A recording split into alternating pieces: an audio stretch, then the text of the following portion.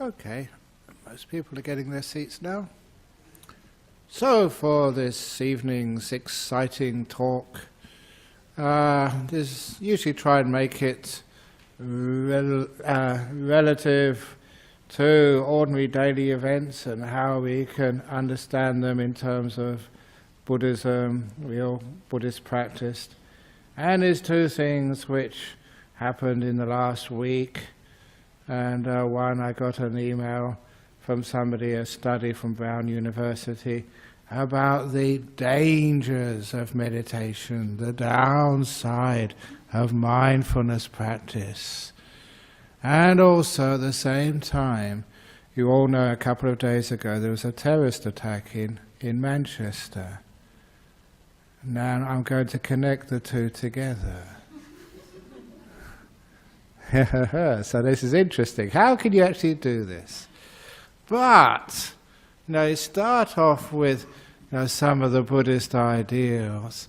Why is it that Buddhists don't have terrorists? Are we missing out on modern life? And the answer, to start off the answer, this little quote which I cut out from a newspaper a long time ago, which I read out at Parliament House. We had a Wesak celebration in Federal Parliament on the 10th of May, and I read this out to the Pollies. There wasn't many there, but Richard Di Natale was there from the Greens, and so nice to see him there for celebrating Wesak Day in Federal Parliament in Canberra. Anyway, this is what I read out. It's a cutout from letters to the editor of the Sydney Morning Herald. I don't know about the Christians and Muslims, but I am greatly concerned about those Buddhists. It is simply un-Australian, the manner in which they are so kind, gentle and tolerant, never seeking headlines or whinging about how they are treated. Can this be quickly addressed before it spreads? There's a lovely bit of satire there, but I was very pleased to get this because it just showed Buddhist practice, as understood by many people, as has been practiced for years. There have always been exceptions, but those are people who stray away from what we understand as the Dharma, as Buddhism. It's always been very calm and tolerant and peaceful. Why? And one of the reasons is that we do have our practices of meditation, the real ones, when we sort of don't get sidetracked. And that one is very much being aware of what's going on, especially in our emotional world and our physical body. And once you become aware of what's happening in your body and mind, then you have access to the holy scriptures of Buddhism, which are never written in a book, but to be found out inside your own heart and mind. What feels correct and what feels obviously wrong. An example of that came up just when I was in Melbourne. I had to go travelling. My previous trip was to Melbourne, the Buddhist Society of Victoria, to help celebrate their Wesak. And there was a question came up, it was a Sri Lankan mother who was concerned about some of the criticism her daughter was receiving. Her daughter was a very fine woman who had studied well, a very competent young lady who finished a medical degree and was a practicing doctor, and eventually ended up as one of the only 3 people in Australia, so I was told, who can perform legally late-term abortions. Late-term ones, not early ones. And some people were calling her a killer, a murderer. And the work she was doing was Was she a murderer? Late-term abortions? Killing living beings? Isn't that against our precepts as a Buddhist? This is not the early-term abortions, it's late-term, almost fully formed little beings inside the mother's womb. But the type of abortions that she was performing, she gave one example. What she had to do the week before was a 10-year-old girl who'd been raped and became pregnant, and many other people who've been victims of sexual abuse at such a young age. And she was one of the 3 people who were approved legally to perform such abortions in some extreme cases. Yes, it was killing. It's against our precepts. So it says in the books. But I said, as they asked me for some advice, Ajahn Brahm, help. People respect you, and especially in the Buddhist world. So I said to them, well, look, how I make my decisions a lot. Yeah, the books are important, but in the end, you're mindful enough, really aware, to actually find out how it feels in the heart. Does that seem to be wrong to you? If you were in that position, what would you do? And I said that doesn't seem to be anything wrong there at all. It's a very unfortunate situation that's actually got to that place, but that's the reality. This is where we're at. And so it feels the compassionate, the wise, the proper thing to do, certainly in that situation. And I use that as an example in exactly how we make decisions in life, how we have this morality, where the ethics actually come from. But it's against the precepts, people say. Yes, precepts are very important. They are what I call traffic lights. And traffic lights means that when it goes red, you have to stop. Most times. But if it happened that this evening I had a heart attack, and you put me in your car and took me to the hospital, please go through the red traffic lights. Save my life. But what would you do if you had someone had a heart attack in the back of your car? I would come up to a red traffic light. You wouldn't just go straight through immediately. You would say, this is danger. That's what red means, danger. It's not saying no. It says dangerous. So you would stop, have a look around, and if it was clear, you think it was safe, you would go through. Now that is what precepts are. That is what rules are. There is always those exceptions. Those precepts are there not to forbidden, if you go across that you'll get executed. Those precepts are there to make you really aware this is an incredibly dangerous place to be. But the final decision comes from something much more, something much deeper than a precept. That is where, especially if you have developed your own meditation practice, it comes from that deep intuition. But that deep intuition has to be checked. There's something which I was very inspired of when I first came across Buddhism. Yes, that intuition is there, but that intuition, that feeling inside, can be wrong if it's being infected, perverted, being controlled by one of 4 things. And this is where the Buddha's words called it for agati, A-G-A-T-I. I haven't found a better word for that than the old Pali word for it, agati. If you are coming from personal desire, what's in it for me? If you're coming from anger, ill will, if you're coming from stupidity, or if you're coming from fear, then don't trust that intuition, because it's being perverted. You can't really trust it if it's what I want, personal interest. Or if you ever have any anger or ill will, that will actually just show you what you want to see rather than what really needs to be done. Obviously, stupidity, when you haven't got the full picture, you don't really know what's going on. You haven't got the full message, so have to know what's possible, what the situation is. And lastly, and most importantly, you should never ever act out of fear. Fear so often makes you make wrong decisions. So the decision stands by itself. It's not what other people are going to say about you, even what the consequences are going to be for you. You make that decision and make it without fear.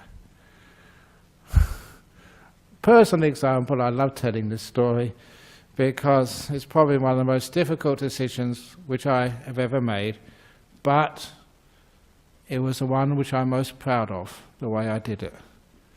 And of course, all these things are controversial. You may think it should have gone the other way, but I stand by this, and many of our Buddhist society people are very happy I did this. And I know Dennis over there was actually there when I made that decision.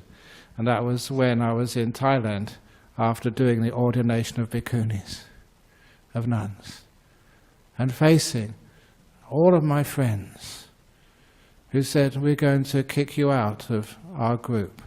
We're going to expel you. And these were my friends I'd grown up with. This is my heritage. But you can stay if you say that that bhikkhuni ordination was wrong.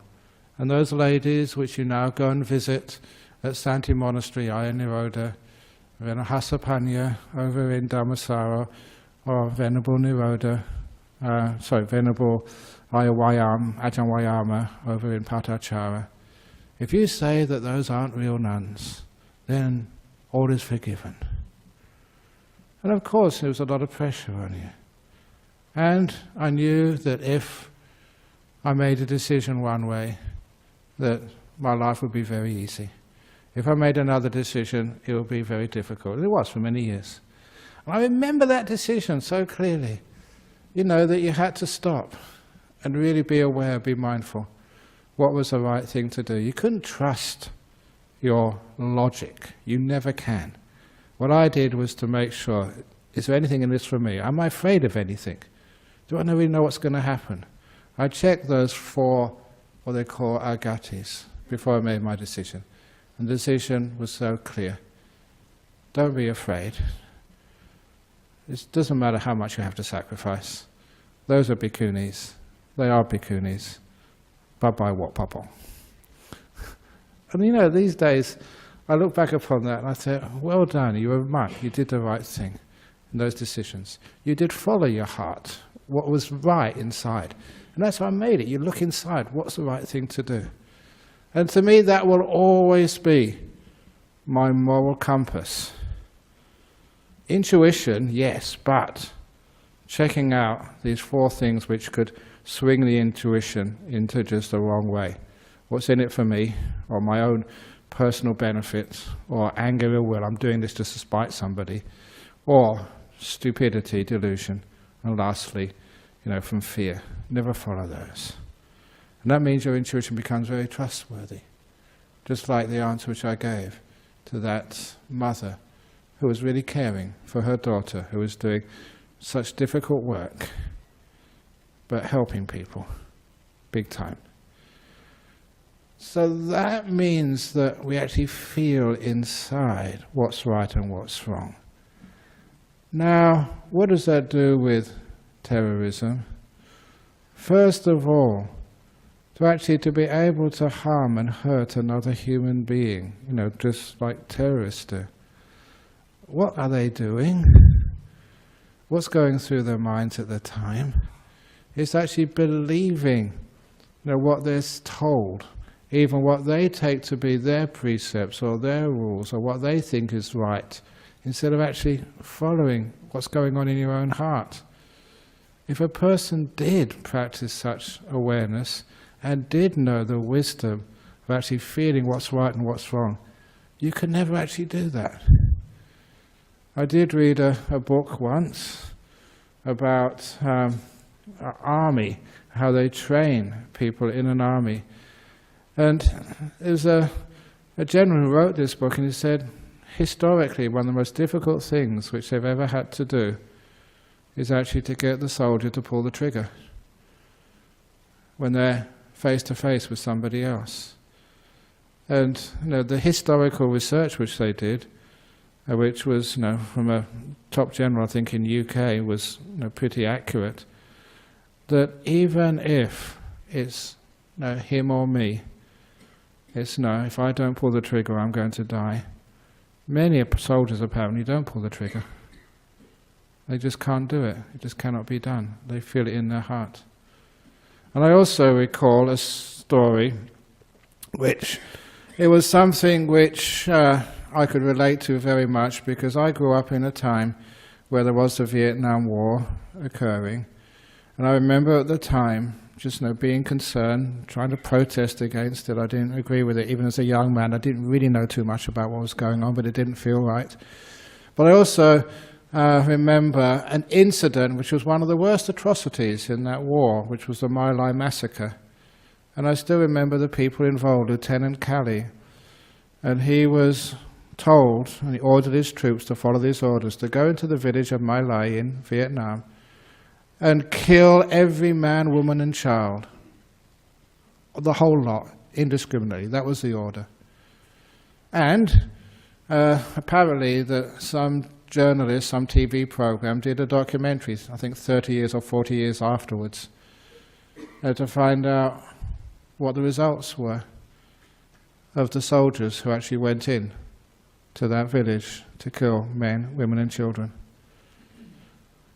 And what was fascinating, I never saw that documentary, but this was reported to me, that all those soldiers who followed the orders, who did what they were told, had huge emotional and social problems.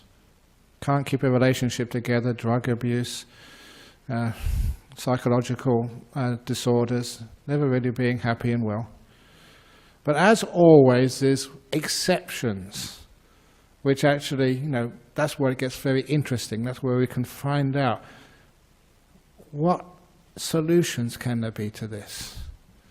And this was a black African soldier who, when he was ordered to go into this village and shoot and kill, refused. He said, "No, I can't do this." Even though he was disobeying an order during a war, he knew exactly what the consequences would be. Court-martialed, sent to military jail for 4 or 5 years. But he was willing to take that. And the interview was, how could you make that decision? You knew what the consequences would be. And military jail in US is worse than ordinary jails, which are just make jails in Australia look like holiday camps. So these are really tough jails to go through. And he's willing to do that. And they asked him, how could you make that decision when you knew the consequences? And are you religious? He wasn't religious at all. He was just from some really poor part of the United States who joined the US Army just to get a life, to get ahead. Otherwise it was just crime and drugs. That was his only future. So he used that as a way out of poverty and get some self-respect. But he said, I wasn't highly educated, I wasn't religious. I just knew it was wrong. And when I heard that tale, I hope I got it correctly, I say, how much time is it that our education, our religion, stop us being as wise as that African-American soldier? Because he didn't have a religion and education, he could actually feel it. It wasn't blocked by what he was told and what he believed. One of the sayings which I really try and live by, never allow your learning to stand in the way of truth.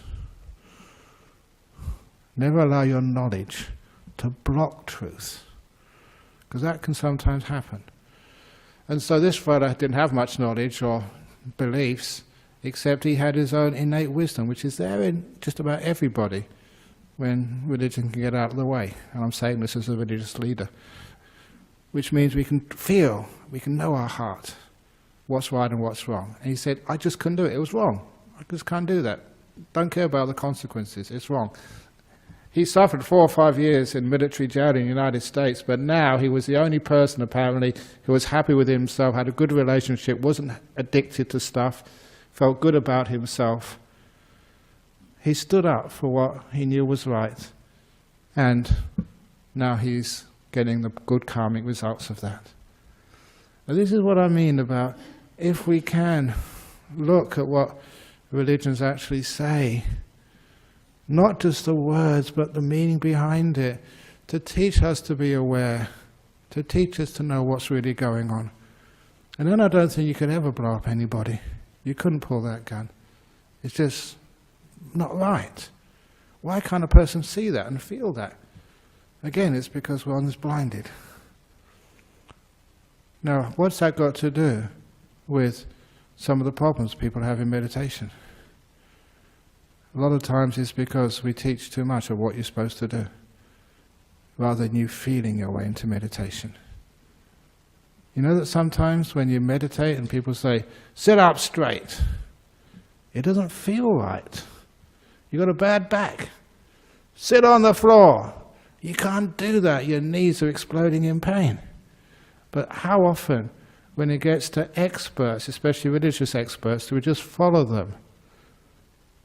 We follow the outside leader instead of following the inside wisdom. That is a problem.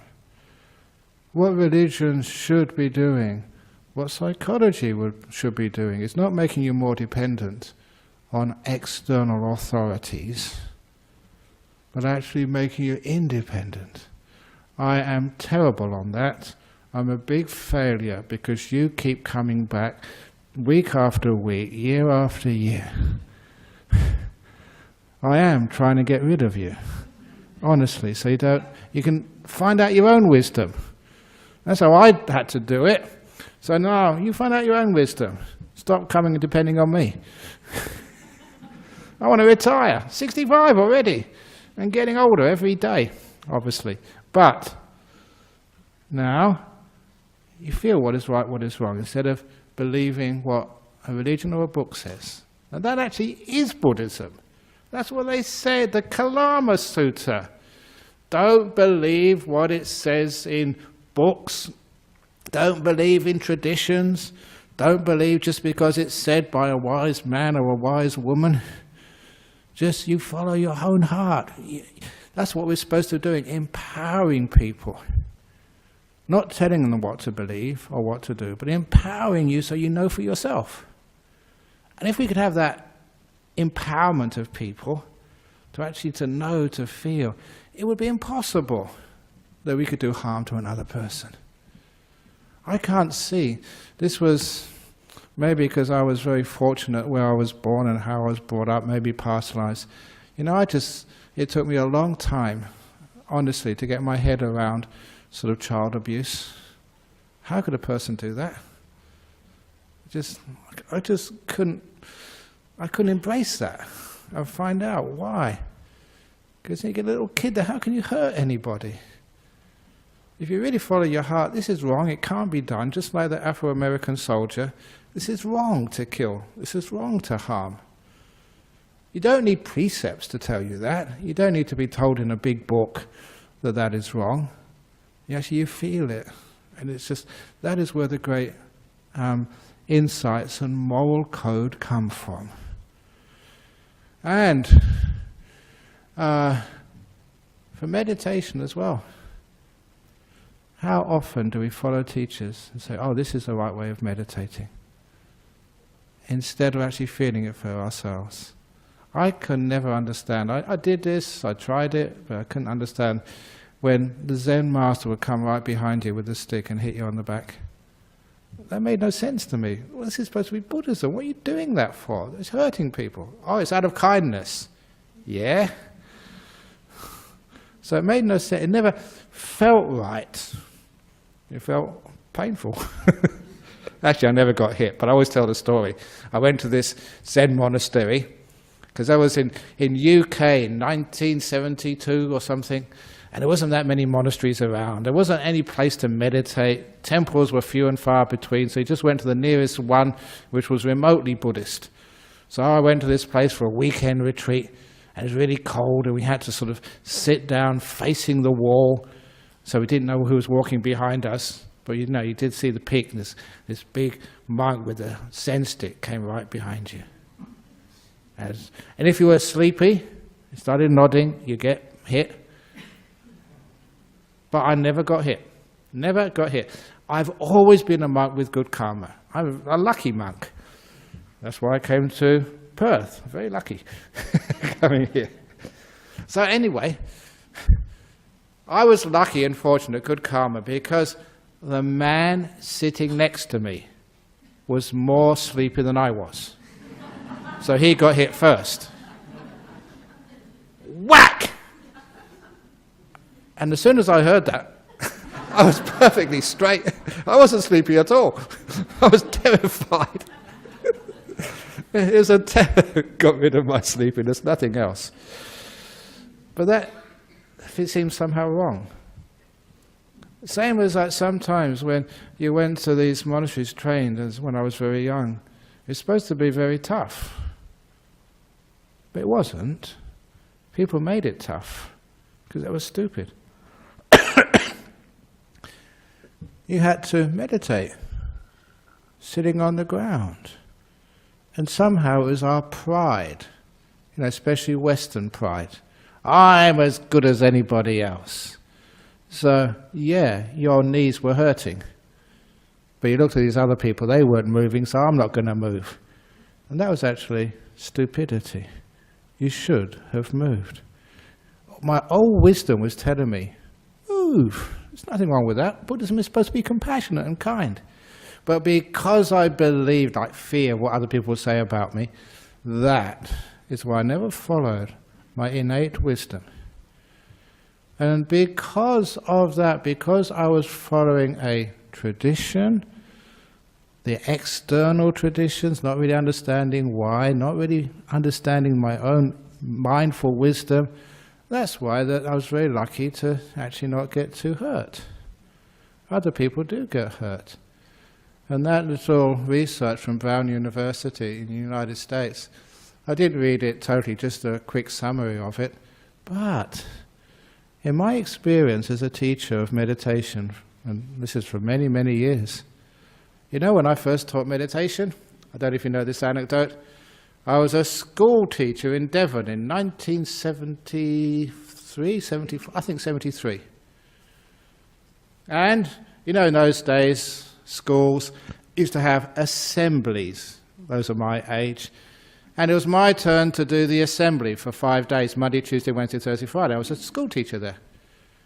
So I went up to the principal and I asked him, would you mind if, instead of just reading out some inspiring book or, well, no, I'm a Buddhist, why can't I teach meditation?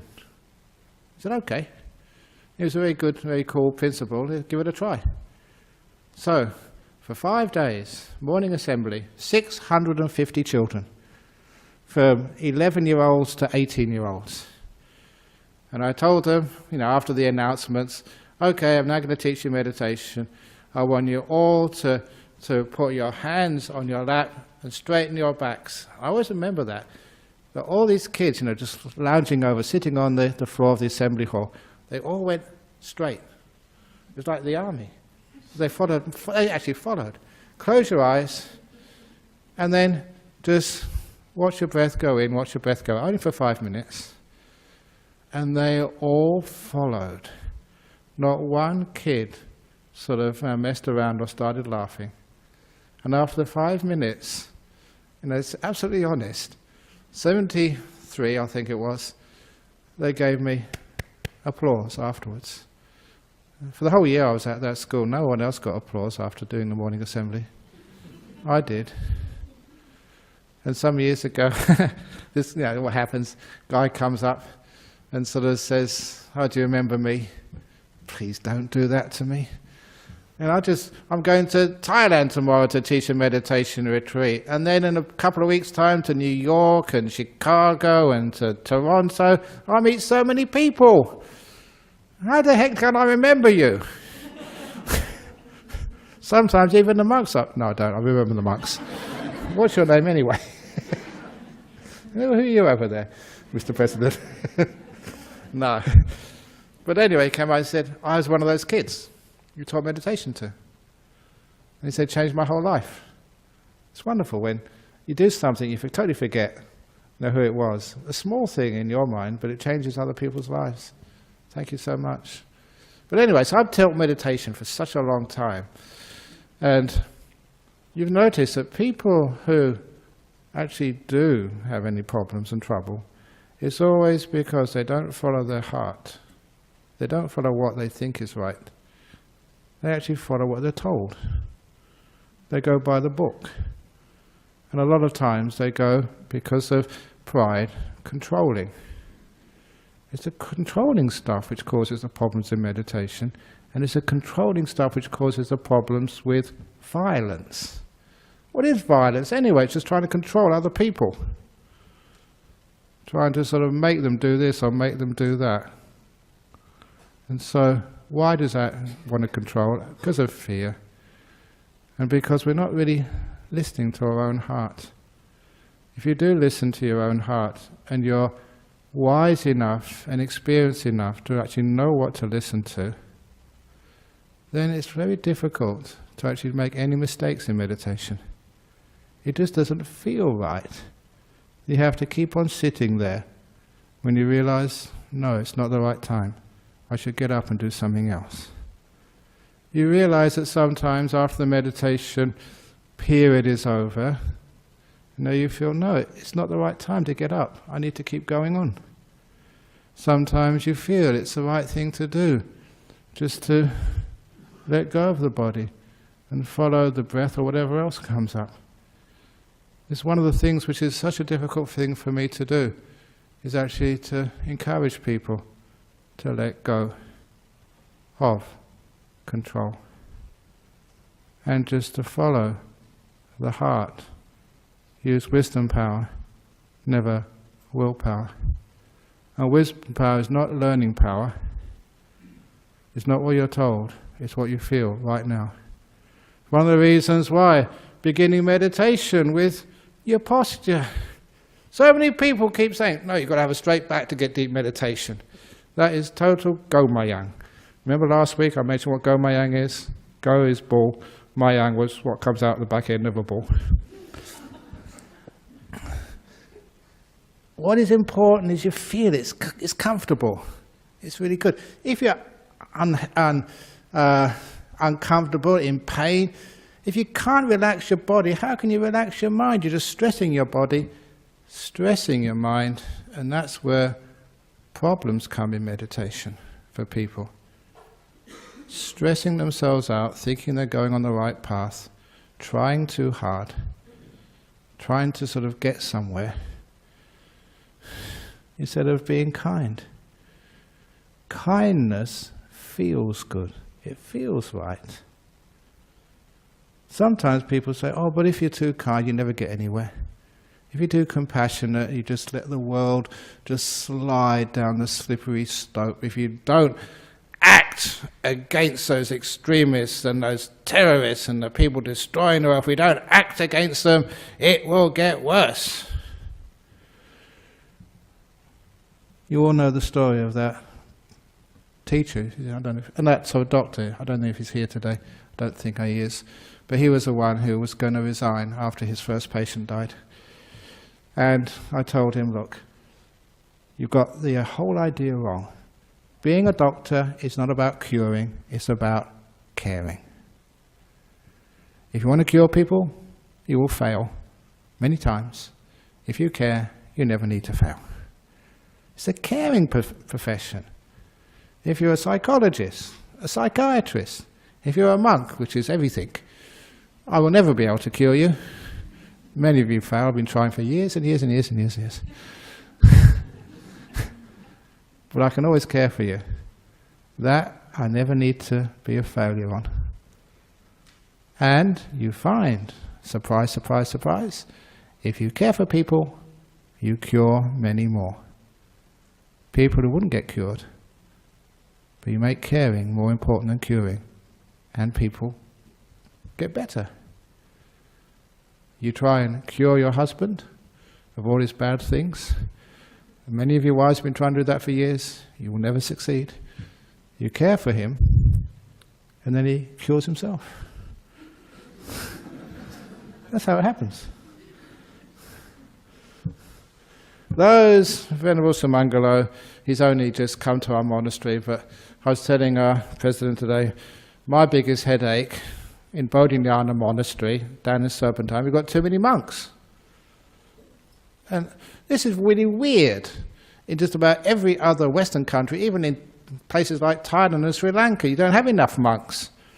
There's temples and monasteries which are empty. And mine is bursting at the seams. And so, why? Because I don't ever try and cure my monks. I don't sort of, force them to meditate or try and get them to get deep in meditation. I care for them. And that's when they prosper.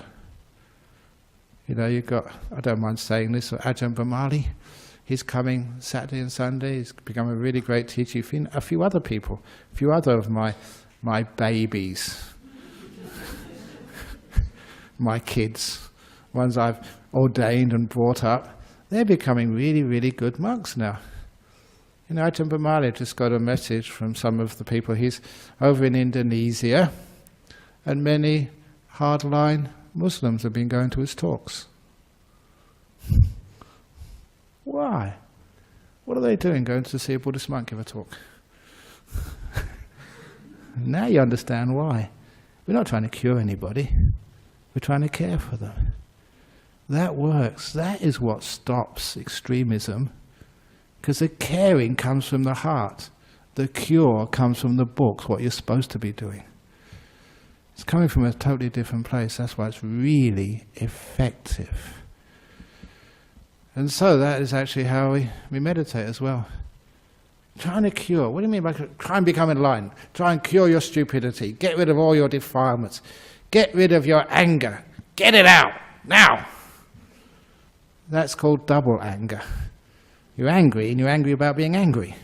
And then you get angry about being angry, and it just goes, oh, crikey. Instead, we're kind. It's beautiful, opening the door of your heart totally to what's happening. So if we do that, we're not effective, we're not addressing the problem.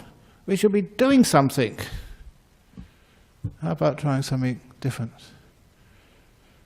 Talking, because we went to another thing with one of the new ministers the other day, about the problem with so many people in prison. More and more and more, always building more and more prisons, more and more cells, always more overcrowded.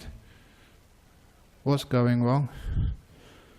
Trying to cure rather than care. So that caring comes from the heart, feels, rather than is afraid. The curing is also they need to be taught a lesson. Whoever it is, that's the philosophy of I think anyway, of extremists. These Western people need to be taught a lesson. Blow them up. That will teach them. Different ways that we express our anger. Revenge. Revenge only comes from when you want to cure things. It's one of the things you think will be an antidote, to the problems of this world. Someone really hurt me. They killed my child. Yeah, they'll go to jail for a few years, but I'll be suffering for the rest of my life. I see that in the newspapers a lot. Throw them in the cell. Throw the key away. What they did to me, it's unforgivable. Where that comes from is not from the heart. If you follow the heart can always forgive. It's such a beautiful choice. It is spiritual. It is holy. That's what religion's supposed to be about. Even in Islam, mercy. Buddhism, compassion. Christianity, to love your neighbor as yourself. You want to be forgiven. So why can't we forgive others? That takes fearlessness. It's an amazing thing, but it's something which doesn't get tried often enough. And when it does, it's powerful. Would you like to be forgiven? Really forgiven? That is holy. That comes from in here. From the head. Revenge. But to go from revenge, hurting other people, an eye for an eye, a tooth for a tooth, that just keeps ophthalmologists, if I said that right, and dentists in more work. No, we forgive. The Gandhi principle. I can see 1,000 reasons, said Gandhi, for giving my life for a good cause. I can't see one reason for taking the life of another. That's inspiring. And there's only a way, you have to say that from the heart. You can't say that from the head. It doesn't make any sense. Halfway, anyway, I always tell people, if you're a Buddhist, the law of karma, you don't have to seek revenge on your ex or on anyone else who's hurt you, your boss. No need to seek revenge because karma will get the bastards anyway. And I say that word so you can remember it. Leave it up to karma. Your job is to forgive, to let it go. You have that choice. And if you think, well, they need to be sorted out, let karma do that. That is actually coming from a much different place. Which means that not only do we create a more peaceful world, but actually a world without so many problems. It's something which inspires others. Yeah, a few people will die, but less will. People will get hurt, but less. You try and cure things, that is too aggressive. Caring for things comes on a totally different level. And I always thought that is where religion should be coming from. That is where the holiness of spirituality lies. Never in the books. The books are secondary. The books, the scriptures are supposed to point you where the truth comes from. Where did that truth come from anyway? Where did those words in those holy books come from? They all came from people's hearts. Supposedly wise people who saw the truth. And where did they get that truth from? From inside of themselves. Put it in the book. And people just worship the book instead of following the advice of the book and going into the heart and feeling it for yourself. What's right and what's wrong in this world. That the precepts, they're the traffic lights. They just give you a good area to look at. But the real ethics and morality always come from the heart. Because if you follow precepts, rules, commandments, or whatever it is, you will always say, well, this is an exception. You say, no, I can't do this. This person deserves to be killed. What they did to me. And you're not caring anymore. Finish off with that famous word of the Buddha. So that that hatred never ceases with more hatred, with revenge. It only ends with love and forgiveness. It's a great word of the Buddha. He said it's an ancient law. It's not Buddhist. It's sort of law which is there no matter what religion you are. They hurt me. They beat me. They killed me. They blew up my friends and relations. If you want revenge, you're just part of continuing the cycle. If you can follow the heart and go to that wonderful next stage of caring, forgiving, letting it go, then you cure. Make caring most important, then curing happens afterwards. And when you're meditating, you'll only get into problems and difficulties if you're trying to cure yourself, trying to improve yourself, trying to make yourself better, trying to get rid of all your difficulties and problems. No, care for yourself. Don't try and cure yourself. You're good enough as you are. Care for yourself. Just the last of all, I say this almost every week. You're a tree in the forest. All trees in the forest are bent and crooked. They've all got scars on them. I've never ever seen a tree in the forest which is perfectly straight with all the branches in the right place. I've never ever seen that. Not even in the botanical gardens, not even in Trump's Mar-a-Lago resort, which has got so many workers on there trying to make it look perfect. No, every tree in the forest is bent and crooked and scarred. Just like every monk who comes to my monastery is always a handful.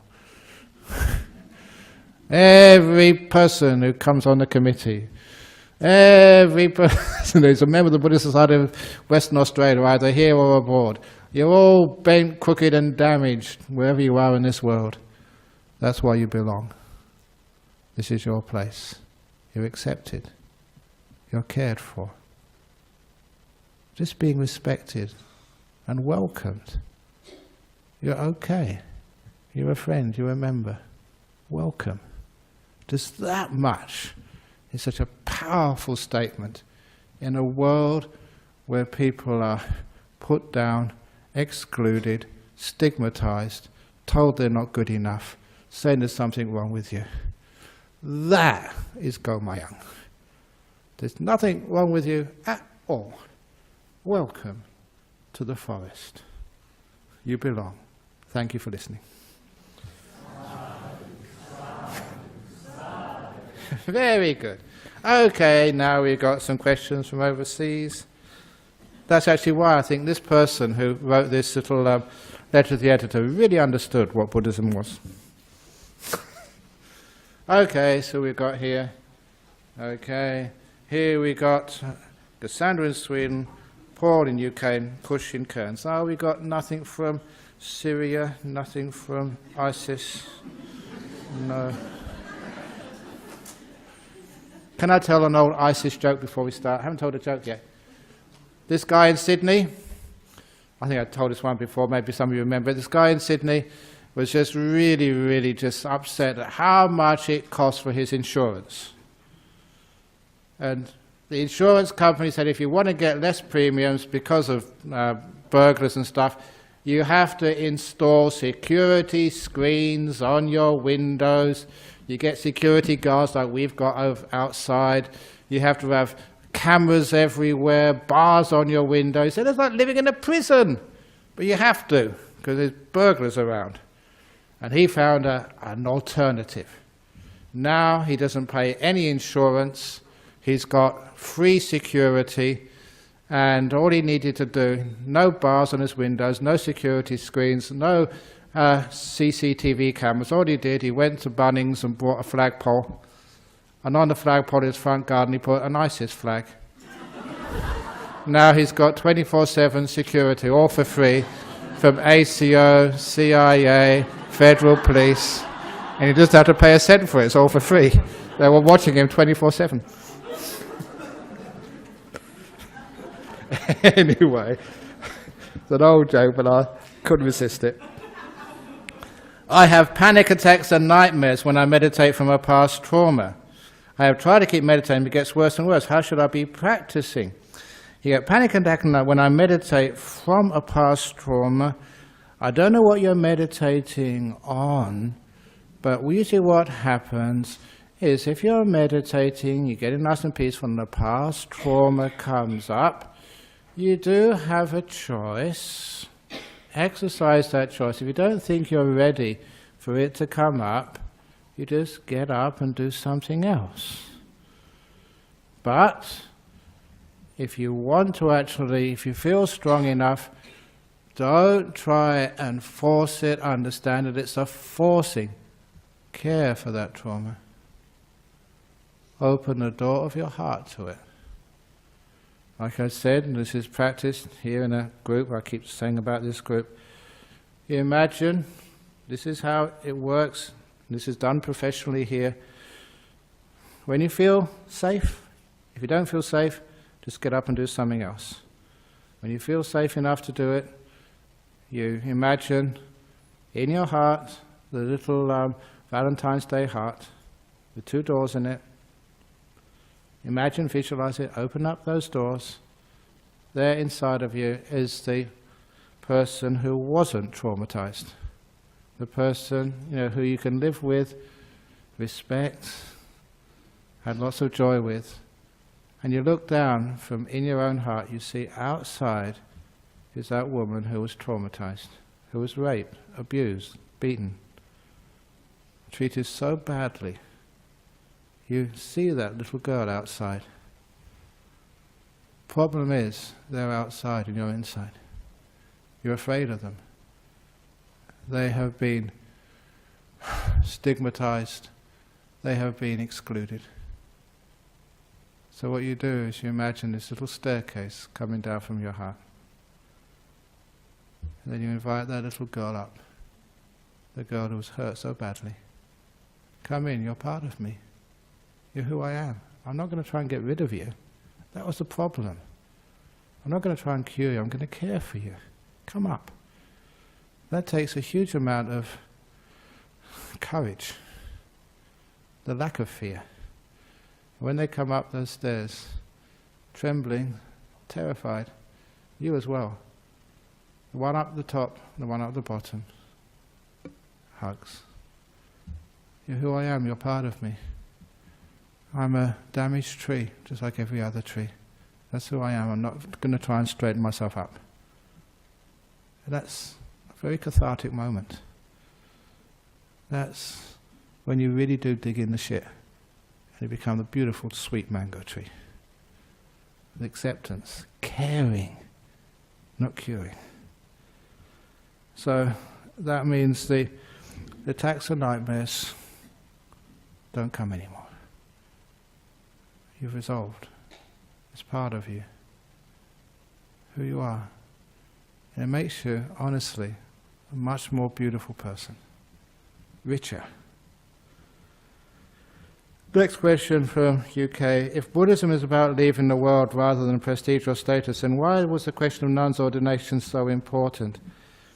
They were able to practice anyway beforehand. I met some nuns in the UK and they were content with their status, even though they weren't considered equal as monks officially. That was just like, why do we have to give marriage equality to the gays? They can live quite okay. What's the problem there? If you're a gay, then you know what the problem is. A gay who's in love and you want to get married. So if you're a woman and you want to become a fully ordained nun, then you'll understand what the problem is when they say, no, you can't. For that bhikkhuni ordination, it wasn't my choice, I wasn't on a crusade. It was just because there were 4 excellent candidates, women here in Perth, people like Ajahn Brahmavamso, who'd been a nun for such a long time, Venerable Seri, Hasapanya and Nirodha, and they came up and asked, can we be bhikkhunis? I didn't have the right to say no. I took the blame, but it was their fault. That is what happened. It's not prestige, it's kindness. And this was Paul in UK, so you're not a woman, obviously, I think, because sometimes names are very difficult these days.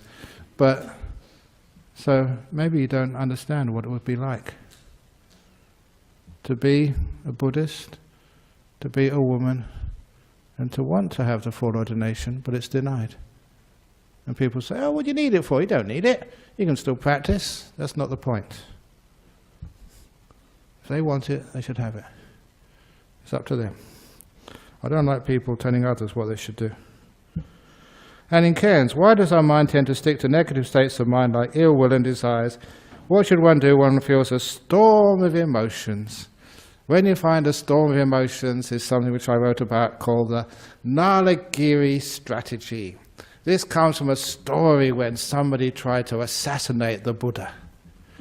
And what they did was imagine, a long time ago, narrow streets. If you go to Europe, the old towns, the streets are always narrow. Just needed horses, that's all. Not big cars and trucks like we have these days. So this was in one of those, it's in Rajagaha, some time ago. And this person wanted to kill the Buddha. So how can you kill the Buddha? So what they did, there was an elephant.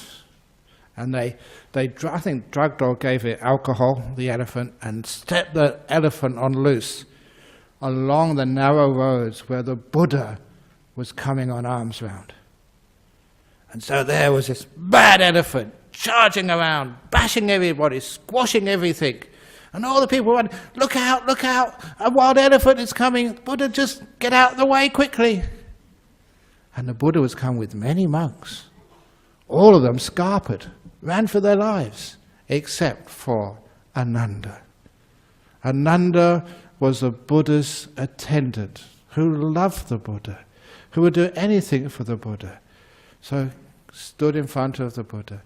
Let the elephant kill me. I will save my master. Just as you would do, wouldn't you, Sumangala? I'm not so sure. But anyhow, the Buddha just pushed him out of the way. A very nice gesture, but I can look after this myself. And so there was the compassionate, peaceful, non-violent Buddha walking so calmly. And the wild elephant smashing everything, charging, beating everything at full speed. And they were going to come together and there's no way out for either of them.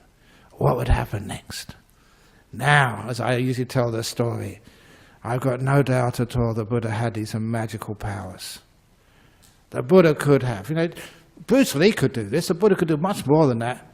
Grab the elephant by the trunk, quickly, and before the elephant knew what was going on, swirling him 3 times around the head and throwing him over the Ganges River about 300 miles away. That'd be easy for a Buddha. But that's violence. That's not how Buddhas work. So what the Buddha did, this is my story. It's not actually quite the same as the text, but basically the same.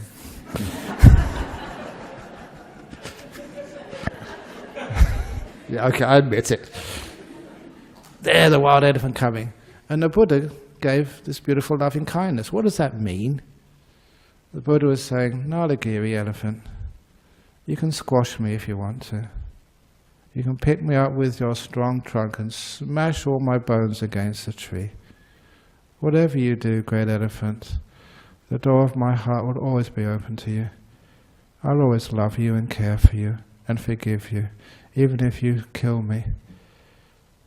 No real loving kindness, just like your traumatized person you actually allow to come in. I love you. You're part of me. I care for you. I accept you. I embrace you.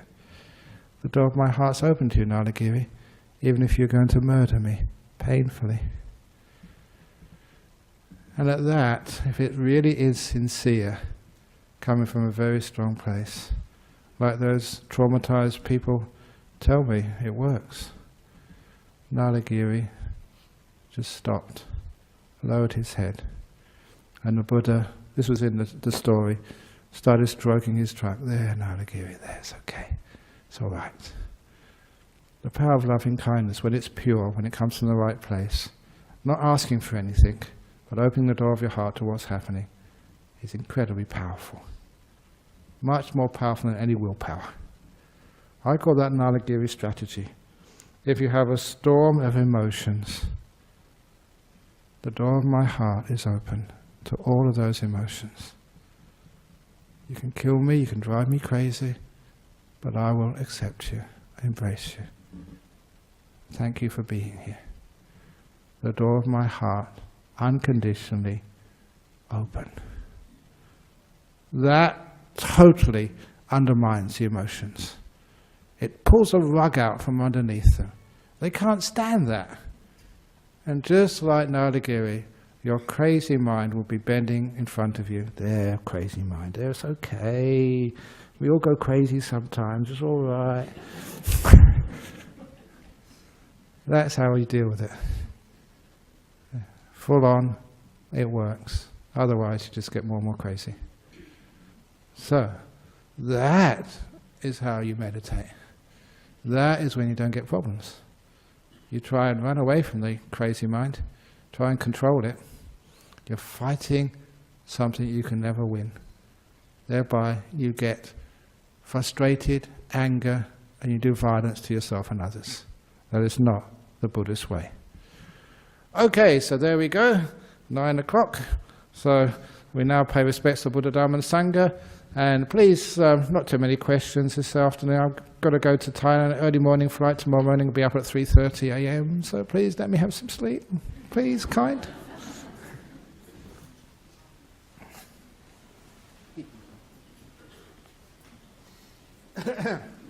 Arahang Samma Sambuddho Bhagava Buddhang Bhagavantang Abhivademi